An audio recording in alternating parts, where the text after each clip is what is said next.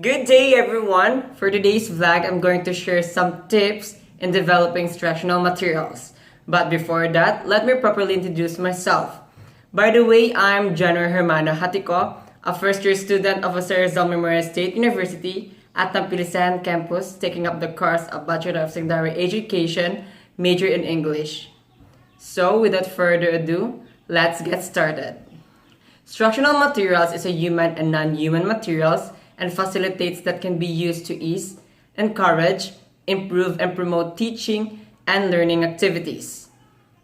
They are defined as resources that organize and support instruction, such as textbooks, tasks, and supplementary materials. In short, instructional materials are used in school in order to clarify the important concepts, to arouse and sustain students' interest, give the students opportunity to learn in new things, and help learning more permanent. In order to achieve those things, we need to develop an instructional materials that has a meaningful outcomes. So here are my tips in developing instructional materials. Tip number 1, alignment of purpose. In this tip, we should put to our mind that when in making an instructional materials, see to it that the materials intended for use are aligned to the learning outcomes.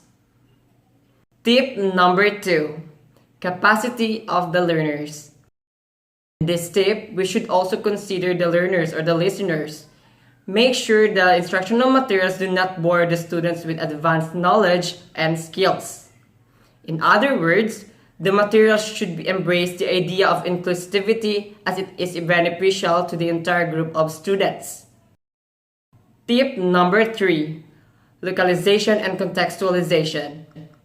In this tip, it shows that the meaningful learning experience happens when the materials are familiar to the students. Another one is the students will value their culture if the customs and traditions are taken. In effect, they will be conscious of preserving and promoting their culture. Tip number 4, physical appearances of the instructional materials.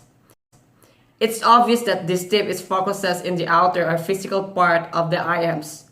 In this tip, we should provide sufficient but attractive graphics that can capture the interest of the students. The content, style, and structure should be considered to ensure continuance of engagement. And the last one, but not the least, tip number 5, challenge for lifelong learning. In this tip, it focuses to the teacher and the students because every teacher needs to be proactive in accepting this challenge.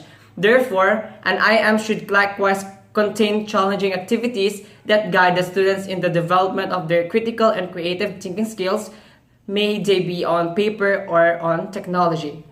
So guys, that's all for today's video. I hope that my tips that I shared to you will help you in developing your own instructional materials.